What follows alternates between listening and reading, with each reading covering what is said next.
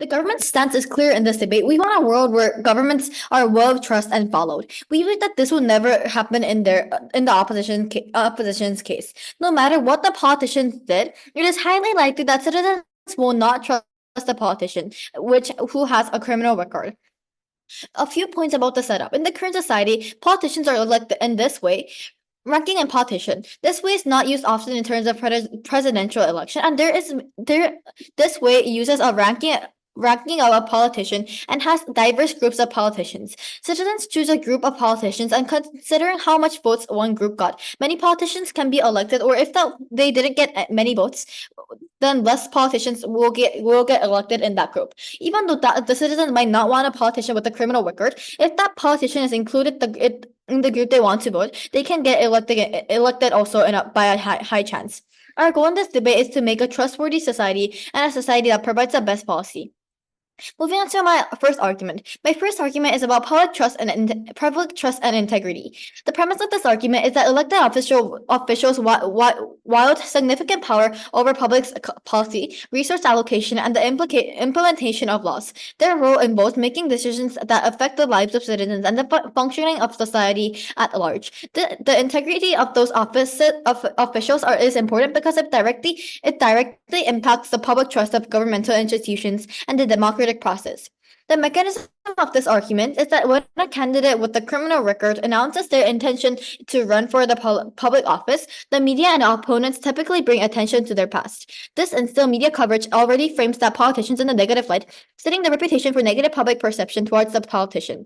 This concern is that past criminal behavior is likely to undermine public confidence in their ability to uphold ethical standards and make decisions in the best interest of citizens. The impact of this argument is that this will lead to eroding trust in political systems as a whole, making it much more challenging for the voters or the citizens as a whole to believe the fairness and effectiveness of the elected representatives. Also, so even if the politicians have the best policy proposals, it will be overshadowed by criminal records, causing the public security.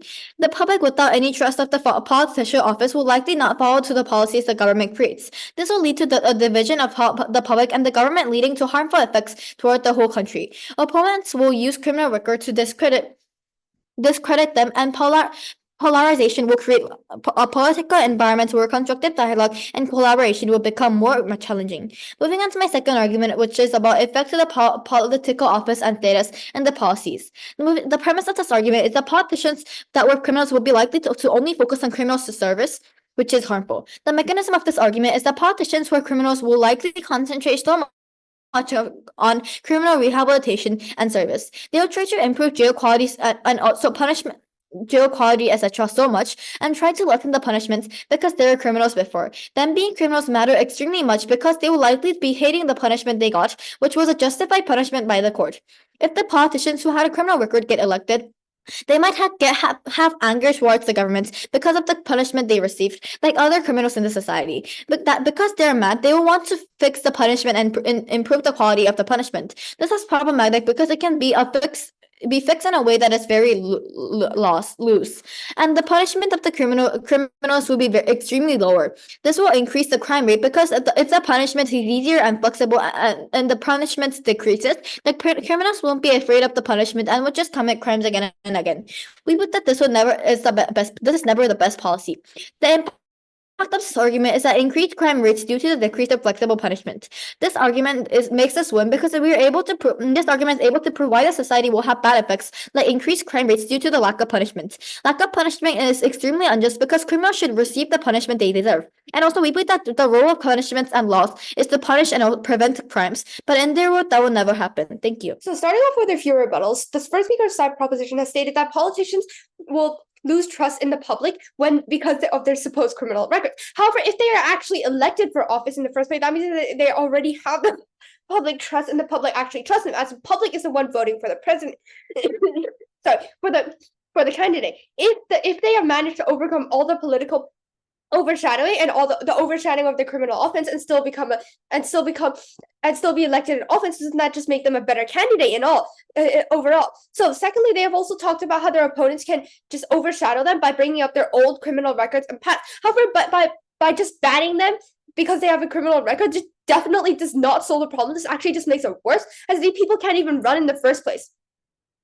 So they have also said that politicians could make punishments less severe for those who are for criminals. However, number one, politicians who are in the elected office don't necessarily have this power to do this. Laws and other laws and other rules are passed by a parliamentary or a Congress style format where a lot of people vote to change it. It's not one person just controlling everything at one go. Also, secondly, saying that it leads to increased crime rates. This is a slippery slope. As politicians, just because they had criminal records in the past, number one, they don't necessarily hate the government, and number two, if they're a politician now, they likely have already reformed and do not foster any hate or resentment towards the government anymore. This is not met properly and it is slippery slope, and it should not be considered.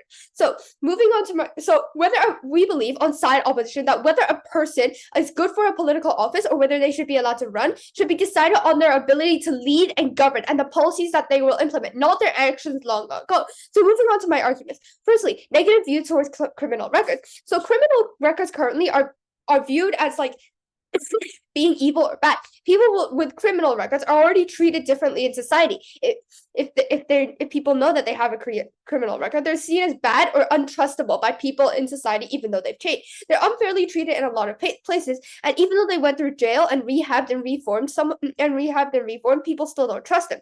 So after implementing this, since the government is preventing these people from running, society could view it as even the government doesn't trust these people enough. So this leads to even more negativity and bad views about these people with criminal records. It adds on to the current discrimination towards them. This is bad, as people with criminal records, even though they have changed and are not a bad person anymore, they're being unfairly treated by society, and implementing this motion just makes it a whole lot worse. So this is also extremely unfair, because if someone who has done a petty crime or not so serious crime or offense previously, when they were, let's say, in their late teens or early 20s, they already paid through the consequences and went through rehab or reform. They now change and they paid for their mistakes, becoming a different person. As long as they change their views, they should be treated as if they were a normal citizen instead of some person who's never going to be trustworthy ever again. So they should have the same experiences and opportunities as normal citizens. If they change, why should we ban them from running for a political office if they've changed? If they change, they're still a normal citizen as everyone else. Proposition's problem with these people could be that they're criminals and then they're supposedly bad or don't have the good experience. But if they change, then they're the same as a normal citizen, aren't they? Maybe in a better position to run for office, and they can point out problems in the criminal justice system. And this is note, this is different from making the criminal justice system cut more slack on criminals. We're saying that they can improve the flaws in the criminal justice system as they have gone through it themselves, as the second speaker will explain later. So secondly, discriminatory practice.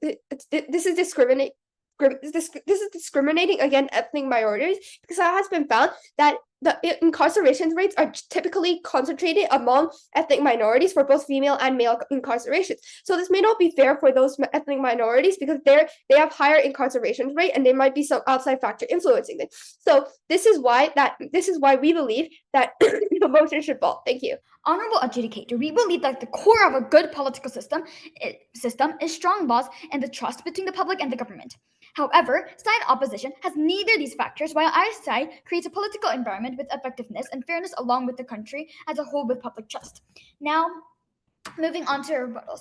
So they have explained that people with no criminal records would not get elected, so they don't have to ban. However, there is a ranking of a politician and has a diverse group of politicians. Citizens choose a group of politicians, and considering how many votes one group got, many politicians can be elected, whereas less politicians might get elected. And even though the citizens might not want a politician with a criminal record, if that politician is included in a group they want to vote, they can get elected by a high chance. And they explain that if a person has talent, they should actually become a politician.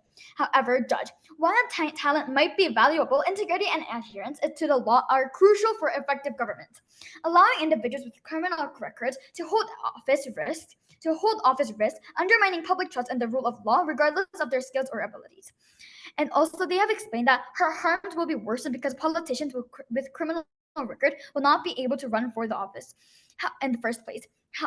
Honorable adjudicator, I don't think this is a trustworthy rebuttal because it does not have any mechanism, but they only have stated this without any explanation, so meaning that it would not stand.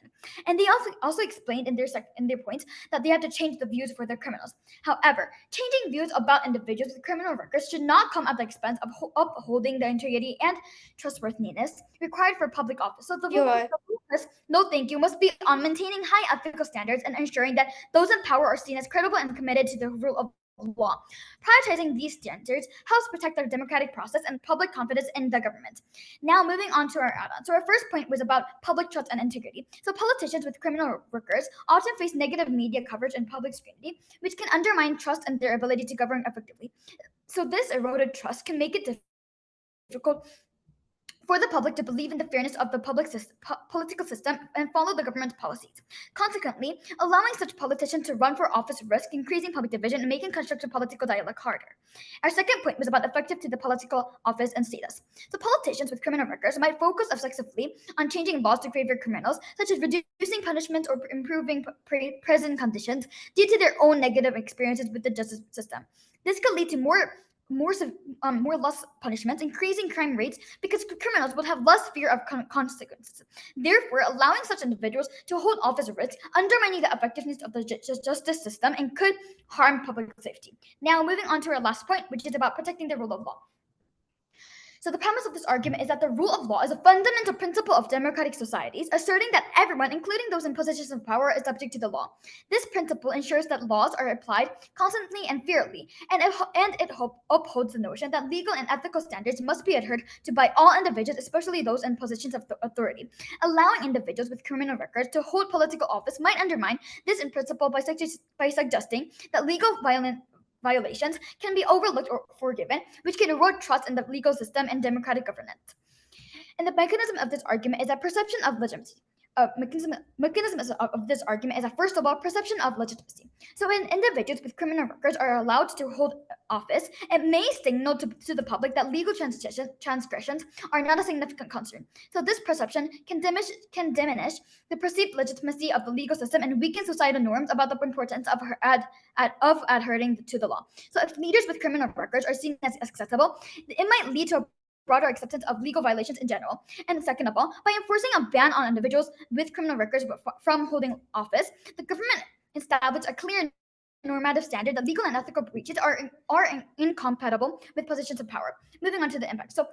So by upholding the rule of law and maintaining high standards for those in the positions of power, the government can actually enhance public confidence in the legal system. And we believe that the government team would not be, the opposition team would not be able to do that. Project. Okay, so in this speech, first I will rebut some of the things that the proposition side has said, and then I will go on to my 2 points of diversity of experience and challenging stereotypes. So first of all, the proposition side that said that many things about how the people will not trust the criminals if they are, for example, elected, but instead the trust should be whether they can change and grow, and then this is actually good for society because then the people have a role model of a person who has came from maybe a bad beginning but then has changed and grown and now can become a leader. They also said that these politicians will make prison conditions better, which is actually good for society, because then I'm guessing that they mean for example, making it more humane, less jail violence and things like that. That's actually better for the justice system. They also said, and then they also said reducing punishments. First of all, as our first speaker already said, one politician alone cannot just overthrow this. Many people are involved in this decision. And also there's also some kind of no consequence view. For example, a person with a criminal record might have anger towards the justice system and therefore somehow destroy it. That's what they said.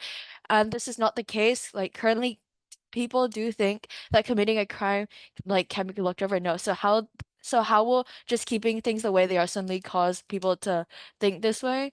And then onto my first argument about diversity of experience. So then many politicians with criminal records know well, of course, they know the experience of being jailed and the justice system. So when they're elected politician, they can like improve the conditions of it. These politicians can give a voice to the people go to the people who are going through or went through the justice system. They can make changes to it by making it more fair or providing more resources to the jails to help with rehabilitation and reformation. Currently, our justice system has many flaws. For example, the George Floyd murder.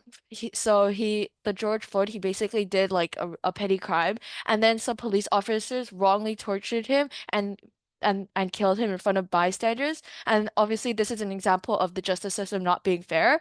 So the politicians who have been through these kind of sorry, the people with criminal records who have been through this kind of injustice can help make the justice system, for example, in prison or in the court, more fair. Two, this can help the marginalized that are in need in specifically the crime system. Not all of the people with the criminal record come from a minority background, and many have been forced into the system of crime because of maybe their living environment or where they came from. These politicians with criminal records can give a voice to minorities. This creates empowerment for them and helps the ethnic minorities with the problem of unemployment and poverty. It gives them a voice so that the rest of the public know what these people like the injustices like are going through. Two, formerly incarnated individuals are often more attuned to the needs and struggles of marginalized populations who face systematic barriers. Their advocacy can bring attention to issues such as poverty, lack of access to education, and employment discrimination, promoting policies that aim to uplift communities. Onto my second point, which is challenging stereotypes. So many people have extreme bias against people with criminal records.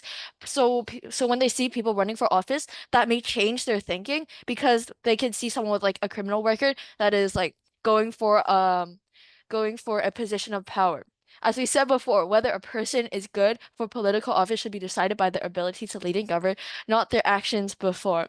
Thank you. I've never been prouder to oppose. Side opposition, our world is not a society where we unfairly bias people because they're criminals. Rather, it is a society where we prevent the public trust from eroding and we maintain a good political system. So proud to propose.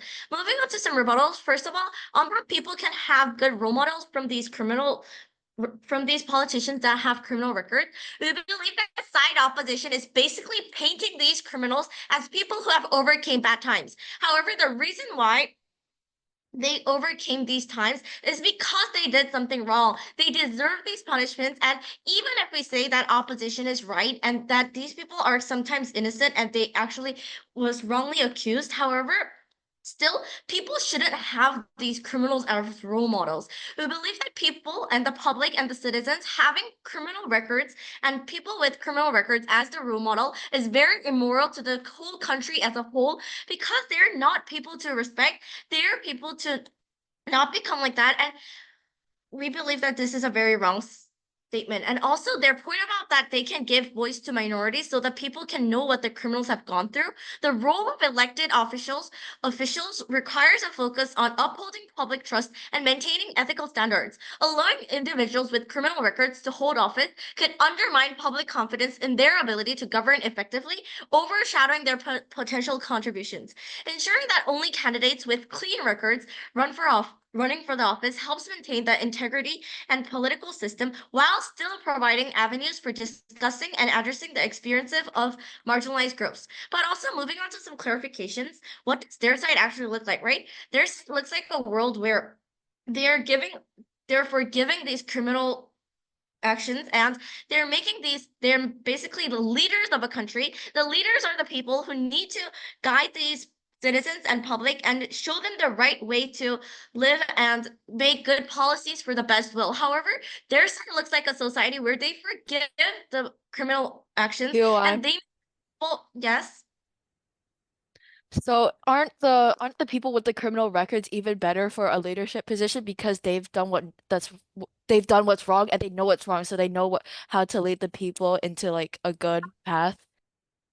How can you guarantee that these people have rehabilitated properly? They might still have the bad thoughts about criminal actions and they might not make the proper policies.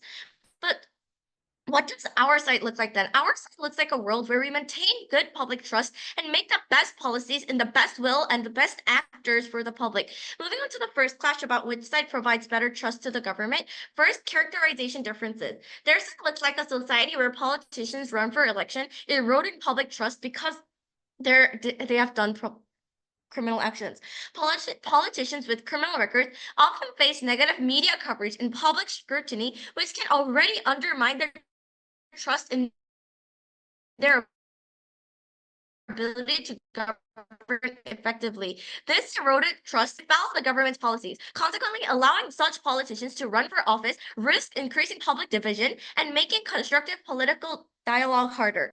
They rebutted this point by saying that politicians that have a criminal record will change and people will see them as role models. However, this will not happen at all. This is not likely because they do not prove why they have no mechanism at all. Why they only assuming and stating this as a one sentence. However, they stated that if a person is talented, they should become a politician. However, integrity and adherence are the crucial for effective governance, so this statement is wrong. Moving on to the second clash about which side has better policies, we explained about the effects of political office and status from our previous speakers. Politicians with criminal records might focus excessively on changing laws to favor criminals, such as reducing punishments or improving prison conditions due to their own negative experiences with the justice system. We believe that changing laws due to their own negative experiences, these people should not become politicians at the first place. Therefore, very proud to propose. As the third speaker said opposition, we strongly disagree with the motion. I'll begin my speech with a few rebuttals. Proposition said that they want to build a trustworthy society, and this cannot be possible if we allow these people to run for the political office. However, trust in society should not solely hinge on a perfect record, but on the ability to change and grow. Allowing individuals with criminal records to participate in politics can demonstrate that society values rehabilitation and redemption, fostering a more inclusive notion of trust that is only exclusive in our world. The second rebuttal is that they said that politicians should be able to uphold public trust, and these people already violated it. However, if these people have gone through rehabilitation programs and already reflected on their actions for a long time, we don't see how proposition has a right to control what they can or can't do. If they don't believe in giving these people a second chance, what they should be doing is changing the rehabilitation programs, making it more tedious or strict, instead of being unreasonably strict towards these group of people. Now we'll move on to the clashes of this debate. So the first clash is second chances versus effects on the justice system. So what do second chances mean in the context of this debate? In this debate, it refers to us giving these past criminals another chance to run for political office. This is because they have gone through rehab and already learned from their mistakes. So why do we need to give these people a second chance? So someone might have committed a crime when they were a teenager or when they wasn't fully mature yet, or it could be just a petty crime like stealing candy from a store. These factors often don't justify what a person is 20 or 30 years later, especially after they have gone through rehab and reflective programs. So, we don't see why this will be unfair or pose a threat to politics in Proposition's world, because they still have to go through the same process and examinations to get to where they are. And if they already have the capability to get this far, Proposition has no right to decline or reject them just because they committed a crime. Why is this important? When we don't offer these people a second chance, they feel they're rejected and stigmatized in society just because they have done something wrong in the past. However, giving them access to opportunities, including employment and political participation, it can significantly reduce the likelihood of them reoffending. Why? No, I'll take it later. So now on opposition side of the debate, they think that these elected politicians that were once criminals will change the rules of the justice system to give criminals an easier time. However, we clearly win this clash because this is illogical. Politicians don't have the right to just pass a law just by one individual. It requires the opinions of hundreds, if not thousands, of politicians in the country in order to take action. And I'll take your PY now. You explained that you have to give people who has criminal records a second chance. However, the integrity of public office requires maintaining high ethical standards and public trust, which are best upheld by ensuring that candidates have clean records, meaning that doesn't really work. Yep. I think this is illogical because if these people have already been to prison once, they already learned from the mistakes, and they also had to do a lot of things in order to even apply to run for political office. We believe that you actually have no right to decline them. So now we'll move on to the second clash, diversity of perspectives of these past criminals versus protecting the rule of law. So Why is this good? Diverse viewpoints contribute to more creative and innovative solutions in our society, which we need. When people from different backgrounds collaborate, they bring unique experiences and ideas that lead to better problem solving. In a diverse society, it is crucial that decision makers represent from various backgrounds. This ensures that policies address the needs and concerns of all community members and not just select a few. Now on prop side of the table, they believe that since these people have broken laws before, why should they be trusted to uphold them? We clearly win this clash because many individuals who have committed crimes before undergo significant personal transformation during and after their sentences. Trusting them to uphold the law acknowledges their capacity for change and growth, which is a fundamental aspect of rehabilitation and one of our values in society. In conclusion, after everything we have told you today, it's clear that opposition should win this debate and the motion should fall. Thank you. For this entire debate, proposition has been repeating and repeating that on our side we undermine public trust. However, this is number one. This is not necessarily true. Public trust can still be fostered. People aren't completely stupid. If they see right there glaring in front of them that this is a good politician, this is a good person, they won't care so much about something they did when they're 13, like if they stole candy from a candy store. So proposition, this entire debate has also been viewing criminals as someone who does something wrong once. They're like who has done something wrong once and cannot be forgiven for this. Like they're never going to change and always going to be a bad person. However, this is not the case. Oftentimes, if people do something when they are younger, like let's say they're in their late teens or their early 20s, after 20 or 30 years, they have already learned from their mistakes and matured. Also, they're not going to foster any sort of hate towards the government. Why would they? If they've changed and actually have matured, they're mature at this point enough to know that what they did was wrong and what they received was a fair punishment. It's not like they're some silly 70-year-old who can't get over the fact that they were put in a timeout. This is not what people with criminal records are and are politicians. Now, if they have to be a politician, they would have gone through a series of background checks and people would have, and if they actually have bad policies and are a bad politician themselves, then people would know themselves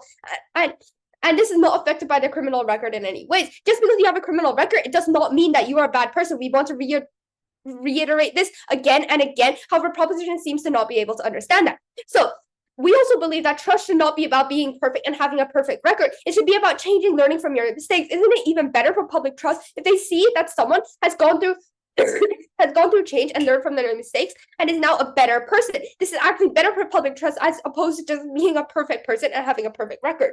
So they keep saying that these politicians will loosen restrictions and improve prison conditions. However, improving prison conditions is not necessarily a bad thing. This is actually good, as these prison conditions can become more humane and make sure that they actually uphold human rights and they're not treating the prisoners as not human. In conclusion, this is why we should win this debate.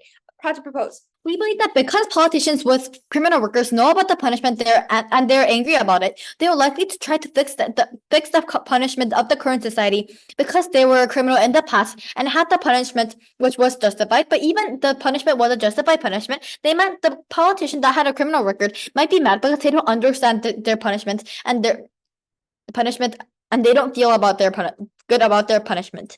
The debate cannot flow towards a politician who has a record of stealing candy. We believe that even though it is a candy, stealing is stealing, and they have the mind to steal others' property. We believe that because the government has extreme rules to the whole society, criminal records should be extremely strict, even if it's a candy, because it affects the whole society when a person with a criminal record has an important role in the country.